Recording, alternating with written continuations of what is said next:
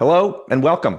I'm Tony Messia with the Charlotte Ledger, and we're talking today about college admissions. Over the course of the next hour, we're going to be talking with a couple of experts here in Charlotte just about that process. If you're a parent or somebody who has a child who is going to be applying to colleges at some point, whether it's in the next few months or the next few years, this is a online discussion for you.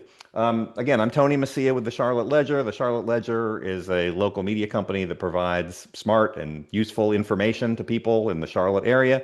You can find out about us at thecharlotteledger.com. You can sign up for our newsletters.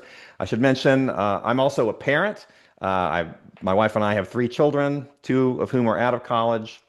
The youngest of whom is a sophomore in college. So all the things that we're talking about today, we've been there, at least for a lot of them. I want to introduce our panelists today. First off is Lee Schulman-Bierer. She is an independent educational consultant who has helped over 1,000 students navigate their college admissions process. She's been working with students since 2006, and she's written over 800 college advice and timely tips columns over the last 19 years. Her column is syndicated nationally through Tribune News Service, picked up each week by High School Counselor Weekly and bi-monthly by The Link for Counselors. She received her undergraduate degree in Spanish from Colgate University, has a master's in education. She received a certificate in college counseling through UCLA and currently serves on the advisory board of Princeton Review. And Lee has lived in Charlotte for over 30 years and is now an empty nester with two college graduates. So she has survived this adventure in one way or another. Welcome, Lee. Thank you. And our second guest today is Ashley Osman. Ashley champions personal stories and those who find the courage to write theirs with truth and authenticity. For more than 20 years, she has guided high school students in identifying and developing the stories that become the foundation of their college application essays. She founded the Essay Architect to give students the tools and framework to tell their stories clearly and effectively, not just for college applications, but as a lifelong skill in communication and storytelling. Ashley studied journalism at the University of North Carolina at Chapel Hill and built strong writing experience through roles at the Daily Tar Heel and the News and Observer. She later spent 8 years teaching English at Charlotte Catholic High School, during which she earned her MFA in creative nonfiction from Queen's University of Charlotte and discovered her passion for helping students craft meaningful college essays. And in addition to private tutoring, Ashley gives college essay presentations at several area high schools and serves as the essay specialist for Gen 1 Charlotte, which is a nonprofit helping first-generation students navigate to and through college. She and her husband have three children, a senior who just survived the college application madness, mostly unscathed, a junior just gearing up to tackle the process, and a 9-year-old who sounds like they're blissfully unaware of all of this, I'm guessing. Ashley, welcome. Thanks, Tony. I'm happy to be here. Well, great. And, this is an important discussion to have. We're going to talk, the three of us are going to talk for about the next 30 minutes or so, and then we're going to take viewers' questions. If you have questions, please feel free to drop them in the Q&A. I will say, I know we're going to have a lot of questions. We also collected some questions ahead of time, and there are a lot of questions. We might not be able to get to all the questions, but please ask whatever questions you have, and we will try to get them covered. Now, obviously, this is a very big topic. Whole books have been written. We could talk for hours on this, but what I'd like to do today is talk for a little bit just about the process, sort of the frame of mind that parents and their students should be in, and then some tips on sort of what that process is like, what the parents and students can expect, and just sort of ways to navigate it and get through it, maybe with some form of sanity, because I know this is a time where you can oftentimes butt heads with your teen. There's a lot of stress, there's a lot of anxiety on it, and so we're trying to and I know there are whole networks of information out there among parents, but we're trying to inject something that's helpful and reflect what this process is like. Try to dispel some myths that are out there. So maybe Lee, we could maybe start with you. I mean, what do you see over your time working with parents and students? What have you seen about what this process is like? Why is it so stressful? And should it be as stressful as it is? It is more stressful. We wish it wasn't, but it certainly is. Colleges are a business, and they're in what they need to do is to fill their classes. And so they are really actively seeking more applications, because one of the ways that they are ranked is by the number of students that they reject. Okay, so all schools are actively trying to get as many kids to apply. And what that then does is it shoots up the rejection rate and lowers the admission rate. And that's in part, and there are lots of other factors, but that's a big part of what causes the frenzy for families and the stress. And but I would say, if these are mostly Charlotte families, that the acceptance rate at Chapel Hill for in-state students is over 50%, typically, somewhere between 45 and 55%, depending on the year. But if you're an out-of-state student, it's basically what we refer to as a public Ivy. And so the out-of-state acceptance rate is less than 15%. So that's part of what, one of the myths is that it's absolutely impossible to get into. It is difficult. They need to accept students from every one of the 100 counties in North Carolina. And so it does make it difficult. But there are lots of other schools. We happen to have a great public school system within North Carolina. And we got the beaches, we got the mountains, we've got the woods, we've got crunchy granola in Asheville. There's all sorts of great schools. So, a lot of parents approach this, they bring their own frame of reference from when they were in college. What has changed over the last few decades about this whole process? You mentioned there are a lot more applications, but what about the process? What is it that colleges are looking for, and what are some things parents might not expect? So, so there were always test scores, SAT and ACT, and there have traditionally been, for most schools, essays that need to be written. The differences now are that colleges are looking for well, let me put it this way. Way back, colleges were looking for, quote, the well-rounded student. Okay, the cheerleader and the person in the play, and you were supposed to dabble and do lots of different things. And what's happened is that colleges are really now looking for what we refer to as spike talents, or really more of specialists. They'd rather have students who had dedicated most of their extra time to speech and debate, or to Model UN, or to whatever it is, as opposed to spreading themselves so broadly. So it's depth, not breadth, that colleges are looking for. When you think about it, it actually makes sense. They're trying to replenish all of their roles on campus. The best indicator for a college as to who's going to participate and be involved in the college campus is, what have you done in high school?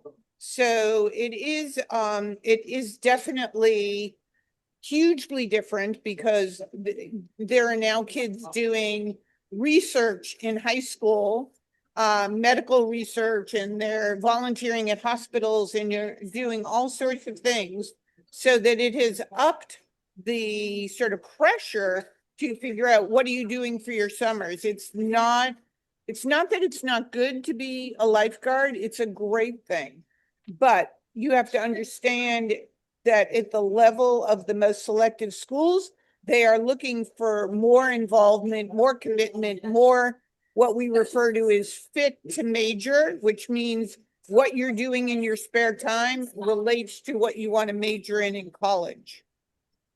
So what are the implications of that for parents? Because a lot of times, parents are sort of tuned in that this is a process and Right. that the students need to present themselves in the way that's appealing to colleges. But when they're in eighth and ninth and 10th grade, the students don't always understand that. So how do you approach those conversations? And if you're a parent, what can you do to give your child the best opportunity? Well, I think understanding that this is all important for eighth graders or early in ninth grade, that they should go to that activities fair at their school. They should join a variety of clubs. They should sort of figure out I think it's fine if they participate in 3 or 4 clubs freshman year and then hone in on what's of greatest interest later on in the process, later on in 10th, 11th, and 12th, and look for leadership roles. Again, the best indicator of a leader is going to be your past performance. So trying to find opportunities for leadership, if that's what the student is all about. And lots of kids aren't. They're not natural leaders, certainly not in ninth grade or even 10th grade. But using their summers effectively, strategically. And that doesn't mean they have to go away to an academic program for 6 or 8 weeks on a college campus. But it does mean I talk to students about creating sort of a patchwork quilt of different experiences over their summers. So it would be nice to do some community service, certainly have a vacation with the family, try and do something academic, have a job, be an entrepreneur, create a power washing company in your neighborhood or something like that. So the idea of diversifying your interests and really trying to use your time effectively to really sort of make the most of it. Okay, and again, we are taking viewers' questions. If you have a question, please feel free to drop it into the Q&A. Ashley, just sort of segueing from what Lee was saying, you've been involved in this field for a while, and you're with the essay architect. You literally help students tell their stories, but that doesn't necessarily start when they start writing. How do you what's the best way to develop that good story to tell? It's a great question. I think that there is not a parent on that's listening today who would want to trade places with their child right now, given the landscape, given the pressure. And when I think about what the role of the essay is, it's to give dimension and understanding beyond those bullet points of your application. They're going to have your grades, your scores, they're going to have your class rigor, they're going to have an activities list, and all of that is going to tell a story. Okay, but is it going to tell the entire story? Absolutely not. And so, what I usually am helping students to do is to identify, first of all, where are the places you're going to have a chance to tell these stories that matter in admissions? What are the stories that are going to reveal your value as an applicant beyond the black and white data points, right? So, you, of course, have the big Common App essay, which is the 650-word personal statement that's going to go to all your schools. I think of that piece of writing as doing the most heavy lifting. All right. Speaking to identity, speaking to character, speaking to your value systems. Beyond that, there's then school-specific supplementary essay questions. So, for example, if you have NC State, Appalachian, and Carolina on your list, that one big Common App essay, that 650-word personal statement, will go to all those schools. But then when you look at Carolina, they're going to have 2 questions where they ask you about what do you want to study? And then they're going to ask you about how you've contributed to a community that matters to you. NC State's going to ask you, what is your first choice major and why do you want to study it at NC State? Appalachian's going to ask you, why do you want to come to App? So there's a lot of stories to tell. What I'm always pushing students to do is to think about that this is a secret weapon in the application. By the time you're applying in the fall, the grades are in, the scores are done. And this is that one piece that you can control.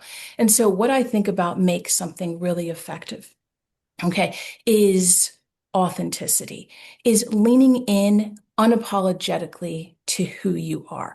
The story that, and when it comes back to the story that a student needs to tell, one of my biggest questions for students when they come in with a draft, or if we're even in the brainstorming phase, and they come in and they might say, okay, I want to write an essay about golf. Like golf is what I've been involved in. And my question is always, so what? And I don't mean that like glibly. I mean it as in, what is the consequence of this story on your character, on your identity, so that when that stranger in admission gets to the end of your essay, what do they know about you? And so students, I think I wanted today to really give parents actionable guidance on how they can help their students with telling these stories. And topic choice is the big nightmare, right? Everyone thinks, what do I write about? How do I pick that topic? And students feel that pressure that they have to tell the story that has never been told before. And so they spend all this time in a place of paralysis. And they reject lots of topics because they think that's been done. Or, oh, I heard they love stories about trauma. Oh, I heard I can't write about sports. Oh, I heard I have to have a passion project, etc. And most of the time, the stories are sitting right there in a student's backyard. And so, what I'm recommending when it comes to telling those stories is really synthesizing and reflecting on how do these stories connect to what matters to you so that you go beyond just telling me about golf. You don't just tell me, I love golf. This is what I spend my time on. I think about a student I had who wrote about this and came in with a draft like that. And the more I probed, and tried to get to the heart of this student's story. I remember asking him, I was like, well, tell me about what it's like when you go play. What do you love about the sport? A lot of people hate golf. A lot of people think golf is a snooze, that it's boring. And this student at first had a really hard time articulating the whys. But with a little nudging and a little bit of digging, he was able to kind of pull that thread to get to the genesis of the why. So all of a sudden, he was telling me about how he loves to play alone because his life is so full and busy, and he's got pressure from school, pressure from parents, pressure with his girlfriend, pressure to be on with his friends at school. And when he's on the course, everything would quiet. He would talk about this sense of control that he got to feel right before he hit his shot, where he got to really think and be premeditated compared to like other sports that he played that were more kinetic, that had a different energy. He loved being outside, and like that nurtured his spirit. He had a grandpa who had taught him how to play, and he had this mantra that he told him every time he got his grip just right and lined up his putt. And all of a sudden, when a student approached the story that way, the essay is not even about golf any longer. It's about that student. And if I could give one piece of advice to parents, it would be to help your kids uncover the why behind the stories that they're gravitating towards. Yeah, I mean, 16 and 17-year-olds aren't always the most introspective, and they probably need someone in their life to talk through it with them a little bit. What do we know about the relative importance of the essay versus other pieces of the application, like test scores, grades, the classes you're taking, that sort of thing? Well, and I can speak to this, and I think Lee will probably agree. This is the way I've always thought about the role of the essay. And I love this line that I saw from a director of admissions at UVA like 20 years ago who said, a great essay can heal the sick, but it can't raise the dead. And I think about this. In this climate today, you have to have the grades and the scores and the class rigor. That's always going to be the most important. To make yourself part of a conversation at a school, you have to have that. Once you've cleared that hurdle, then admissions is going to be looking at the rest. They're going to be looking for that fit that Lee talked about. They're going to be looking at their institutional priorities. And that is when the essay is going to come into play. But Lee, I'd love to hear your thoughts on your take. Sure. I mean, I think I always talk to families about breaking the process down to the subjective characteristics and the objective characteristics. So the objective are the transcript, the test scores, obviously the grades. And I refer to that as sort of door number one. You've got to get through door number one to even knock at door number two. Okay. So door number one, you got to have the stuff, right? So somebody's in the bottom half of their class, they're not applying to the Ivy League. Okay, most kids are self-selecting the schools that are generally right for them. But the stats nationally are that 85 to 90% of kids applying to every school, from the least selective to the most selective, get through door number one, which means that if you're talking about Stanford or whatever, all those kids have fabulous test scores and fabulous grades. So the decisions absolutely made on the subjective characteristics, which the most important piece of the subjective characteristics is the essay. Okay. In addition to that, it's the activity list, and it is the supplemental essays in many cases. It's what are you doing over your summers? It's character, it's personality, it's values, it's all of those sort of, fudgy kinds of things that families that you don't really know how to describe. But all of that is really what's going to make the difference. If you looked at two students and they had the identical GPAs and test scores, but one wrote a really personal essay about a struggle they'd been through or challenges and et cetera, that's going to be much more compelling for the school than the student who wrote about, and I'm sure Ashley could do a great job with somebody who wants to write the Friday Night Lights essay, about winning the big game. The game-winning touchdown. Yeah, it's been done. That has been done. I'm sure Ashley can make it even better, but the idea is to really focus on the subjective characteristics. And that's something that you can do in 9th grade, in 10th grade, and build that over time. I'd like to talk a little bit, just kind of go step by step, because, if you're a senior and you're right at the door and you're about to apply, that looks very different than if you're in 7th or 8th grade. So I'd like to start out, and maybe we could just sort of walk through some of these different stages. And I welcome you both to share your perspectives. But for someone who has a child who's in 8th grade or earlier, and there was a question said, what do I do if my child's in elementary school? What sort of thing should I be thinking about? What's the thought process there? Are there any things you should be doing or thinking about? Is that too early? Are we putting too much pressure on our kids by having these conversations early? But what should parents be doing, and what should the kids be doing? To me, it's not too early to think about course selection. Curriculum at your school, you can only take the courses offered at your school or through dual enrollment. So dual enrollment is where you're going to a community college. And many, many schools are big fans of that because it allows their kids to take more advanced classes and they don't have to pay teachers at their school. Colleges have sort of mixed reviews about dual enrollment. So if the class is offered at your school, I recommend taking it at the school as opposed to through dual enrollment. But mostly you need to understand the pathway for different kinds of subjects. So if you are interested in engineering, you really need to be taking calculus.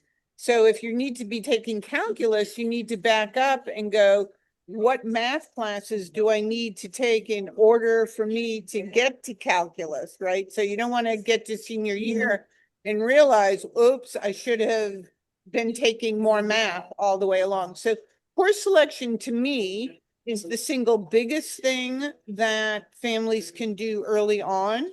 And then I also think, thinking about how to utilize their summers. And again, I don't mean 12 weeks, 9 to 5 every day, but I think being deliberate about the kinds of choices families make over their summer plans. I agree with Lee. I think it's really like the course selection stuff is something that I encountered even with my son. That by the time his focus had started to narrow, he was not one of those spiky kids in the 9th grade. But I would say this for my 12th grader and my 11th grader. were starting really broad. They didn't really know, my son in particular, my senior, didn't have a clear sense of his college path until junior year. And it was a little tricky when it was like, okay, he's on this math path. And if we'd have known this, things might have been different. I think as parents, it's really hard to find the sweet spot on the pressure, right? That we want the best for our kids. We might have kids who are high achievers. We might have kids who have different gifts. And then to speak to the parents who are out there with elementary school, I have a third grader who, at this point, after all the college tours she's had to go on, she's like ready to go into the trades. She'll probably renounce college entirely. But it's really hard to walk that line because, like, on one hand, you want your kid to be in the best possible position. What I was hoping for with my own son as we surveyed the landscape and the future ahead when he was right here at the end of junior year, getting ready to see the summer coming up, knowing that applications were coming, knowing that he was going to have to fill out everything, is hoping that there was not going to be a ton of regret, hoping that as he went into this, that there had been a balance of time for sports, time for friends, time for play, time for breathing. And yet, there's also kids who are functioning at such a high level where their version of that is, I need to make sure this is the summer I get a patent. And so it's a little bit everywhere in between. I think it's to meet your kid where they are, in the sense that I wouldn't, at least for my own kids, what I've always tried to do is to give them as many opportunities to follow their passions and their pursuits. And then, of course, like the nudging of like, hey, making sure that you're taking control of your grades, making sure that you're advocating for yourself in a classroom. And yet at the same time, I do think there can be intentional ways, just like Lee said, about understanding what are the metrics you're going to be evaluated on, which means like going to the activities fair, really taking chances. I tell students all the time, if I could go back with any of the students I work with when they were ninth graders, I would say, read, read books, read anything that lights you up. It's going to make you a smarter human and it's going to make you a better writer. Stretch out of your comfort zone and try new things. Travel, meet new people, find communities that matter to you. And it's not that I think kids should be living life and curating experiences for the sole reason of getting into college.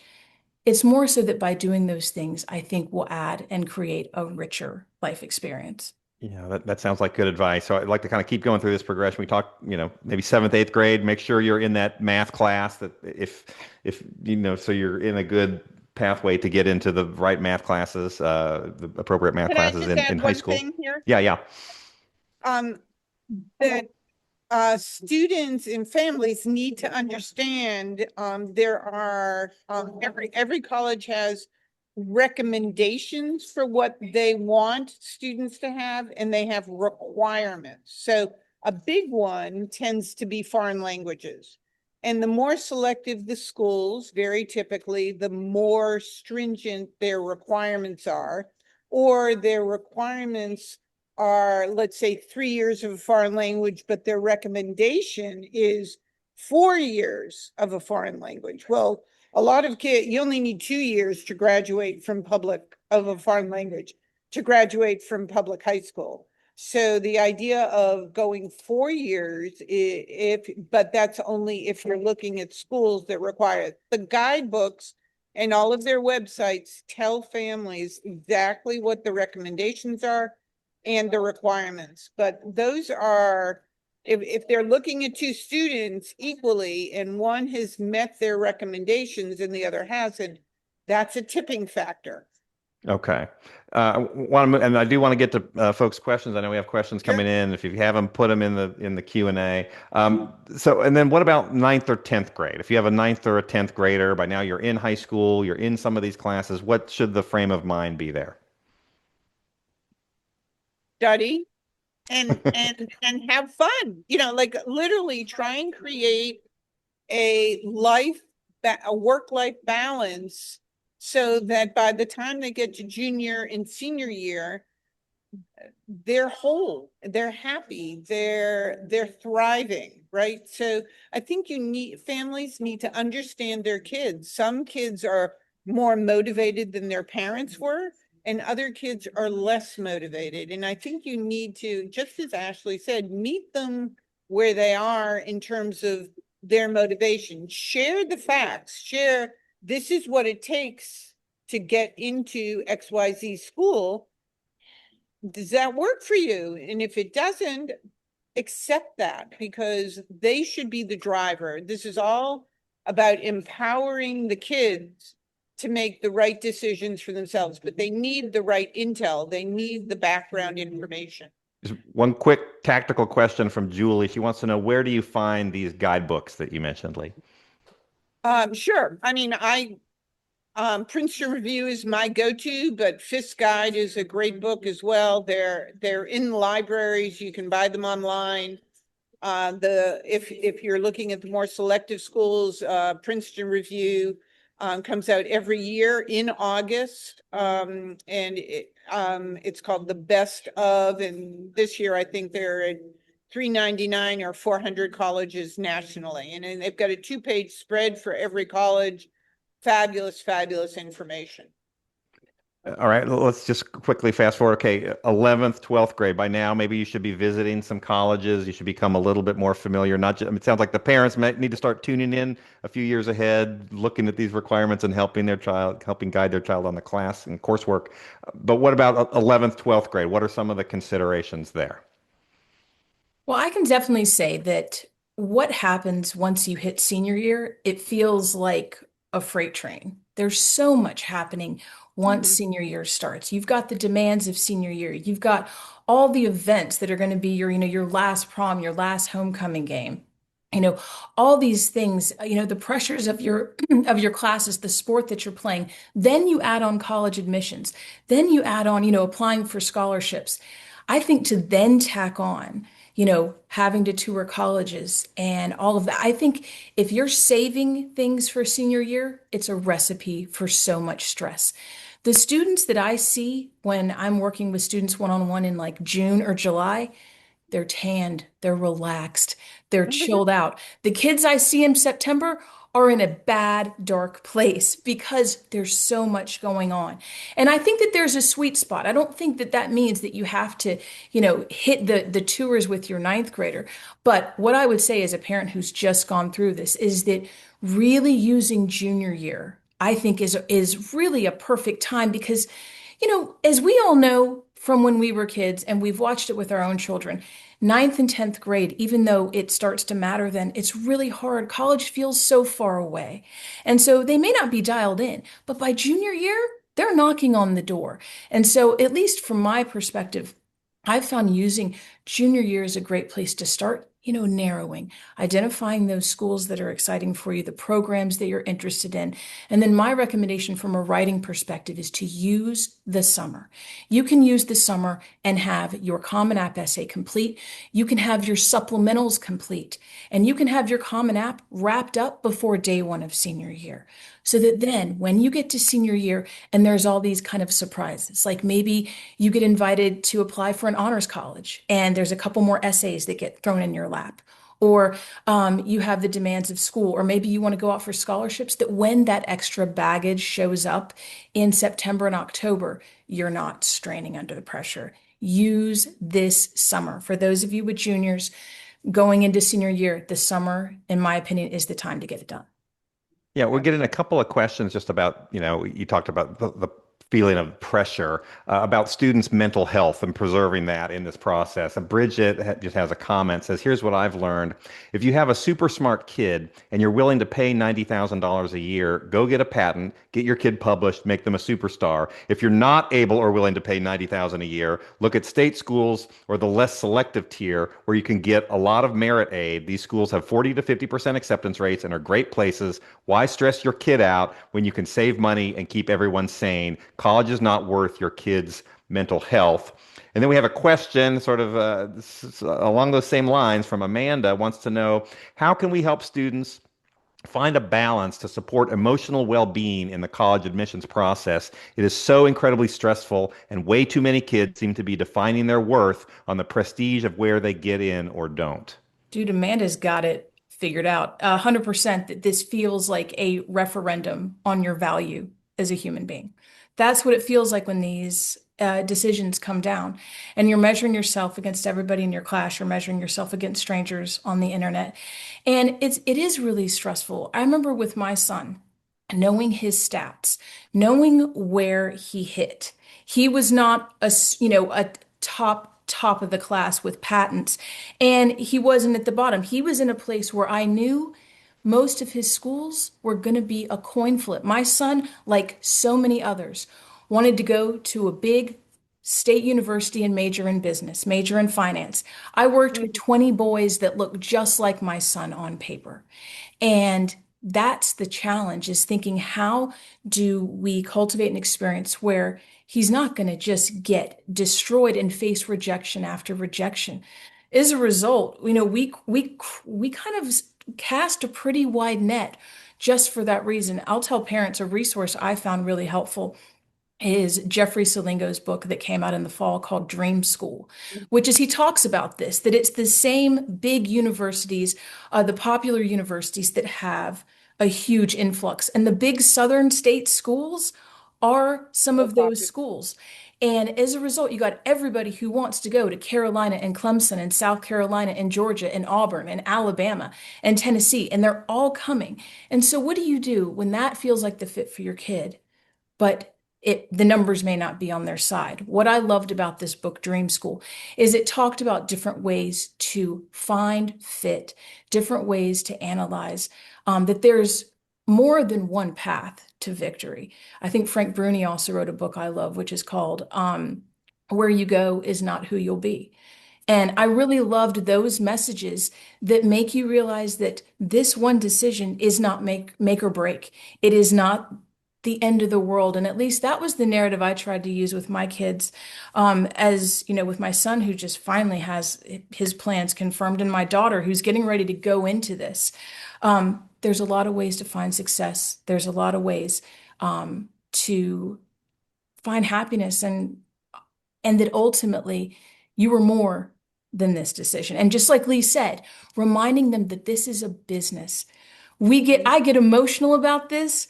I get wrapped up in this, I think, like we all do. But Lee's right. You go back to where this is, that schools are going to always do what's best for the schools. Lee, what about that? Preserving your students' mental well-being, and I would throw in parents as well.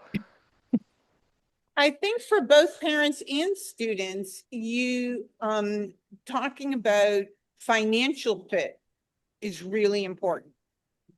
I've worked with students over the years. I can remember the conversation vividly when the parents did not share what their desires were, and the student applied to Duke and University of Virginia and got into all these schools, and they said, well, you're going to Chapel Hill, which is obviously a wonderful choice, but it was not where the student wanted to go. And the student, I end up writing a column called Bait and Switch, right? It was like the parents said, oh, apply anywhere you want. We'll talk about it later. Well, if this student had known that the parents had basically said, we'll pay in-state tuition, but no more, he probably would have made different choices along the way. And I think it's really important.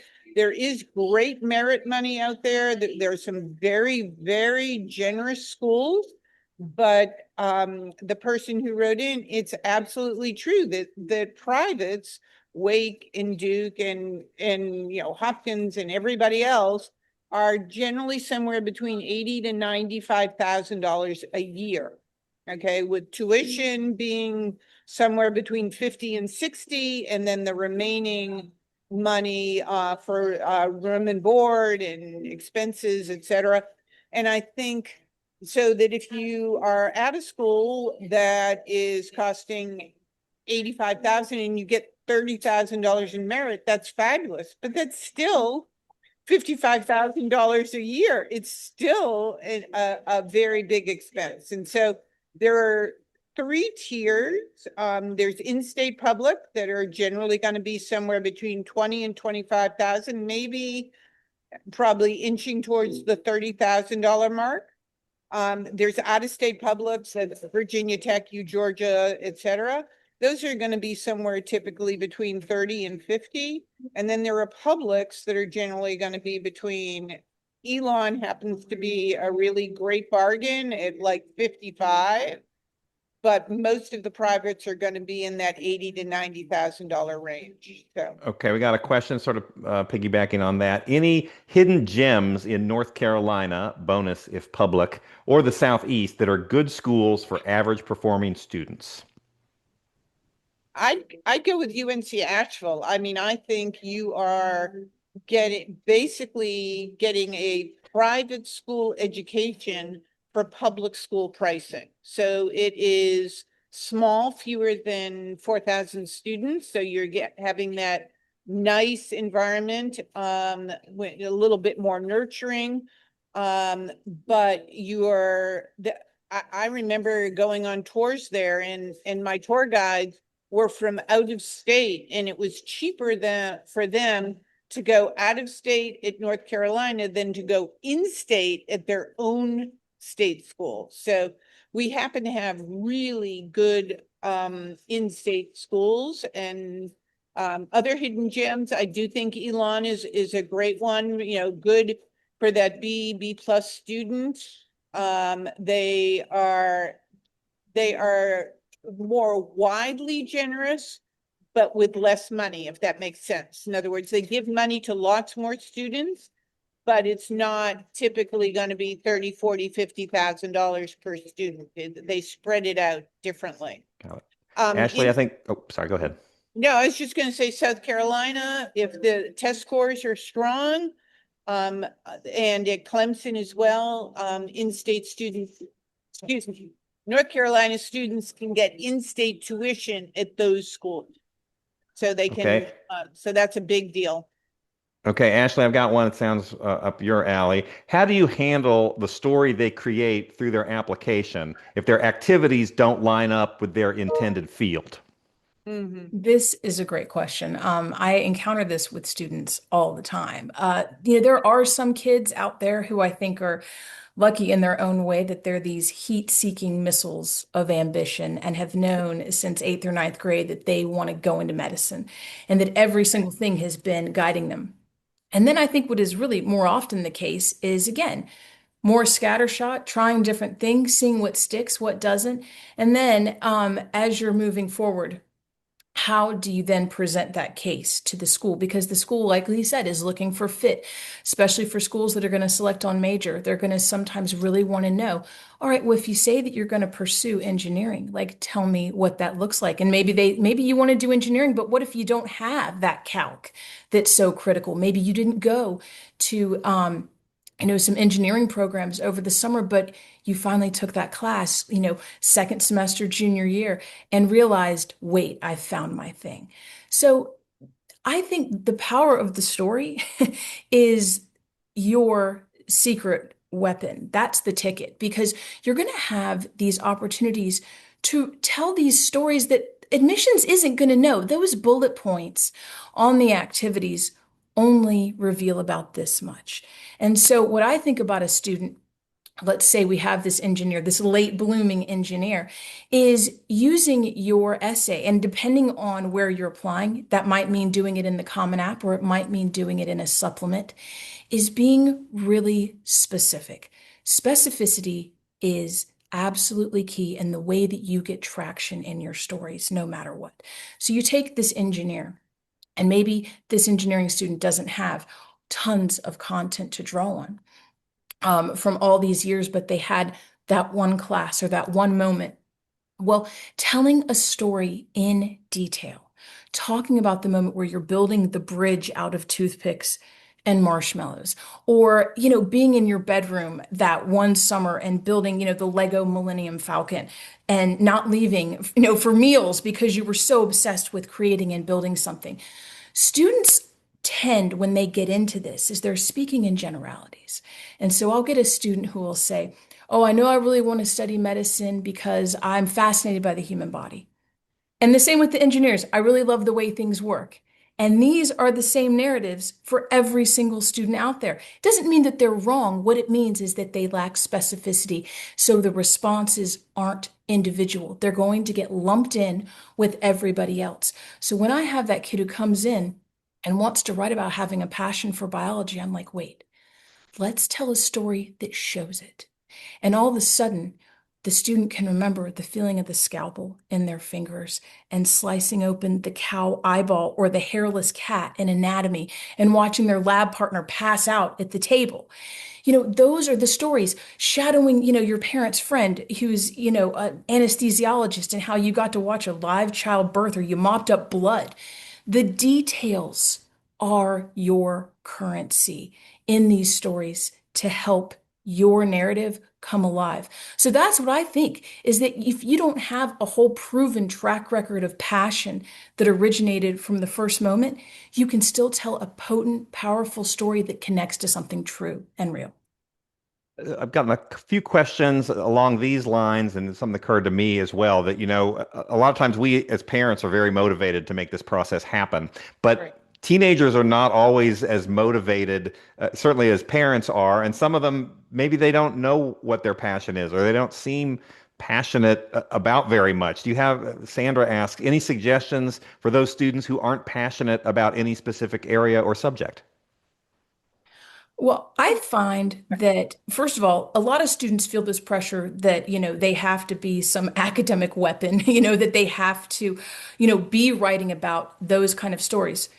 Those are not hardly ever the stories that come to life right off the bat. There are some kids who have these great, powerful stories, but I, students I've never met a student who doesn't light up about something. Now, it may not be calculus and they might not light up about anatomy, but maybe they light up about their favorite band or how they're obsessed I with mean, but what if anime. it's video games, It can be working out video at the games. gym and scoring the touchdown on Friday nights?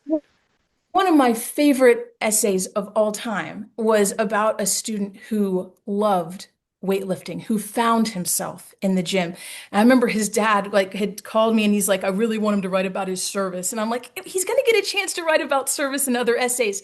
This kid wrote about having his headphones on, blaring, Seven Nation Army while he's got the squat rack and he's trying to hit 350, and what it felt like and how the gym transformed him from A to B. And it was gorgeous. It was wonderful because that's what I think about when I get to the end of an essay. What I want to know is I want to be able to see that student. I want to be inside their brains and their bodies. I want to be able to hear their voices. And at the end, again, no matter the topic, it can be Coldplay, which I've read. It can be about anything under the sun, that by the end, if I know you, and I'm a stranger, if I know you, you've done something right. And to avoid that sensation of that I have to be a different version of myself, that I have to shape shift into this perfect applicant. No, no, no. Lean into the freak that you are. I mean that 100%. Because you all have these little stories. You have all these little things that if you lift up the rock and you look, there's something valuable. 100%. Lee, any thoughts on that?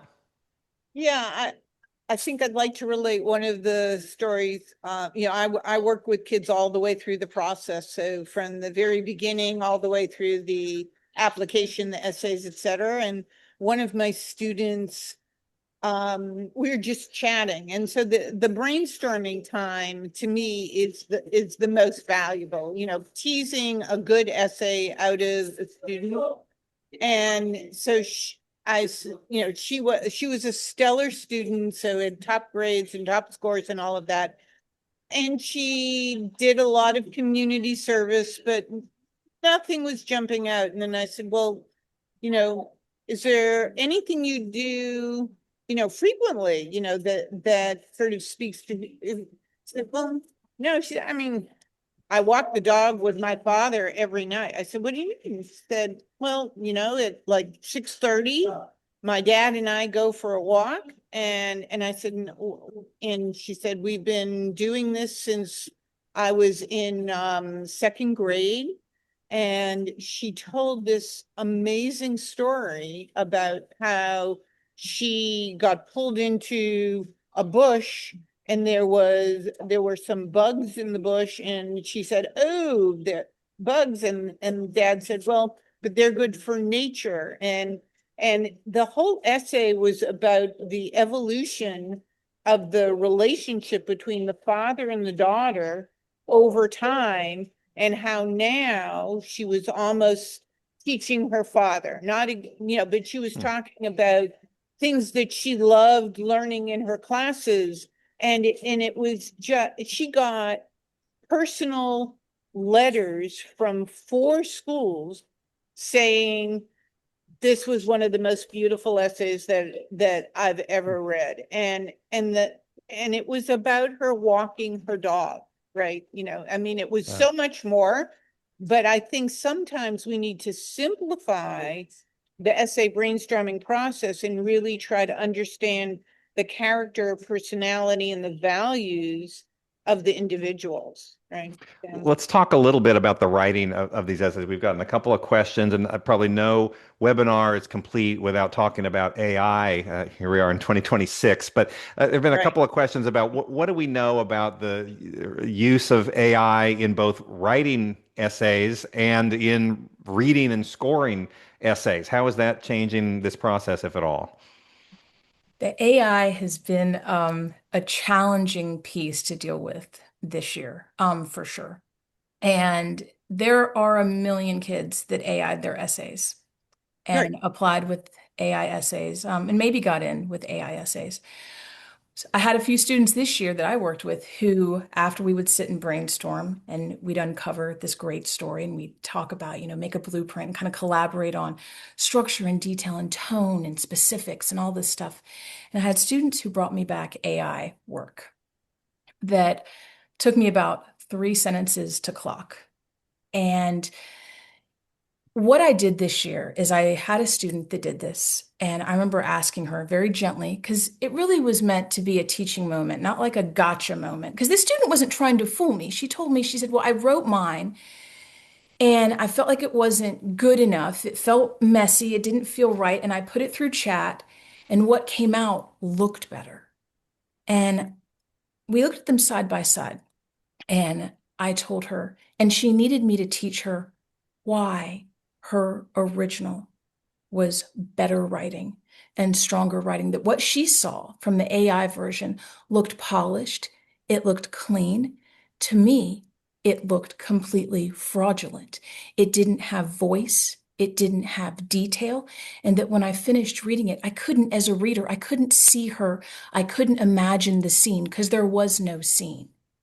But it was slick and boring. And it sounded like other stuff I'd read before.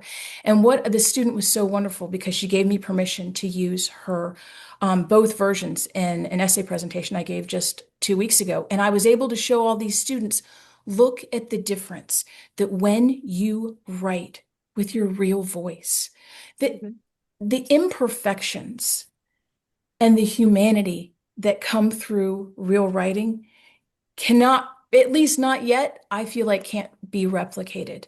When I talk to 17-year-olds all day long, and they very rarely use phrases like a deep stab of regret. The wound had reopened. And I'm like, Here's the thing. Here's the thing, colon. Here's the thing. It's not this, it's that. They are looking, they're begging for you to be real. And I think that, yes, there's going to be kids that do it. I think that there could be no greater a risk you could take as an applicant because, as Lee said, they've got so many people in that stack who already made it through door number 1. Okay, so they read that essay, they have a trained eye, just like me, just like Lee, and they're going to detect it. And do you think they're going to take a chance on you if they doubt your authenticity as an applicant? Or are they going to pick the next person in the stack who's keeping it real?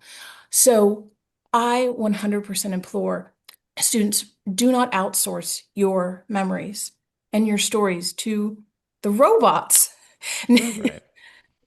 Right. It sounds like, yeah, they want that the individuality to come through. Lee, in the last 5 minutes that we have remaining, I know it is very quick to do this, but I know you have a presentation with some tips and some secret tricks. I don't know if that's quite the right word. Can we maybe go through those rapid fire, lightning round? Those might be helpful. And Let I know me there are a lot of questions people have see asked. We haven't gotten to them all. the, I had it up. Oh, I do. Okay, so yes. You can share your All screen, right, maybe. so let me share 1 sec. Sorry, guys. Okay, and wait a minute. Here it is. Okay. Can you guys see this? Now, secret number 1? No, I can't see it. No. Oh, here we go. How about now? There we go. Okay, Yes. great. Okay, so I already talked about that. Oops, sorry. Okay. So yeah, door number 1 or the objective, door number 2 is the subjective stuff. I'm gonna just race through these because I think there are a lot of good nuggets in here. Don't focus on the rankings. It doesn't matter whether a school is ranked number 6 or whatever. We're talking about fit. We talk about the trifecta of fit. We talk about an academic fit. We talk about a social fit for the student. Is this going to be a place where they walk around and see kids that look like them, that they want to be friends with? And then we definitely want to talk about that financial fit for the family. Okay, so don't focus on the rankings. Pick your courses wisely. I think we touched on this one. Let's see. Whoops, sorry. Fit again, researching schools, visit colleges early and often. I wrote a column several years ago because I was at a cocktail party with some friends, and one of the people said, we're going to wait until he gets in and then we'll go visit the schools. And I was like, no, don't do that. You don't need to visit every school. But what I've often said is visit Davidson, visit UNCC, right? One is a big public, one is a small private. See what feels like the kind of campus and environment that you'd like. And then use those spring breaks. Go over the summer. You're going to see more kids in soccer uniforms than students, but if you go over the summer, it's also a good time. Families always ask, is it worth it? Definitely worth it. Okay. There's something called demonstration of interest. The more selective schools don't utilize that, but some of the less selective schools really care if you came on a visit, if you write a letter, if you reach out to a professor. They track all of those things. Did you open your email? Did you respond to something? So show your love. Yeah, and if you show up at one of those, sign in. Make sure you sign in at the admissions office so they know you were there. Absolutely. We didn't get into any of the early decision, early action, single choice early action, restricted early action, but there's lots of ways to apply. If you are certain that you want to go to a school and you have discussed the financial implications of getting in and not getting aid, and that works, then applying early decision can boost your the application acceptance rate, in some cases double or triple depending on the school. So that's a great thing if you know you want to go. Diversity matters. It's not just racial diversity, it's diversity of experiences. And I think that that's really important when you think about extracurriculars. Don't be a serial joiner, be an angular student. I talked about that a little bit earlier. Summers count, we talked about that. Essays, okay. Hopefully nobody needs to deal with this, but if you do, be honest. If something happened, write about it in the additional information essay and explain why it happened. Follow directions, okay. Identify the colleges that may want you more than you want them. That's where you're going to get the money. Okay. And don't get so emotionally involved, because my favorite statistic is at Halloween, 95% of kids are at their first choice school. So they may go to a school that they didn't think was their first choice, but kids are more resilient than parents think. On that note, I'll end. Well, that's a great way to end it. A nice, hopeful note. Ashley, any final quick thoughts, words of advice, things to do or not do? You want to wrap it up? One last note that I didn't get to touch on as much is the best writing is going to be in your kid's voice. It shouldn't look like an English essay. It shouldn't be there to flex. It shouldn't be there to overreach. It's the place to let them be who they are. Um, that would be one of my biggest recommendations. I also feel like take a risk. Don't play it safe. I feel like this is a time to swing big, in the sense that there are so many kids who write boring stories that do not stand out. And when I think about the essays, like I'd rather see someone almost fail spectacularly. I'd love to see you swing big, and do something that really does justice to who you are as an applicant. Okay, well, that's going to do it for today. I'm Tony Messia with the Charlotte Ledger. Thank you to our panelists, Lee Schulman-Bierer, the independent educational consultant, and Ashley Osman of the Essay Architect. Appreciate everybody joining us. Sorry we didn't get to more questions. There were a lot of questions. We will be releasing this as a podcast, and we will have it on YouTube if you missed parts of it or want to share it with people. But Ashley and Lee, thank you so much. Thank you, Tony. Thank you. Okay, Bye-bye. bye-bye.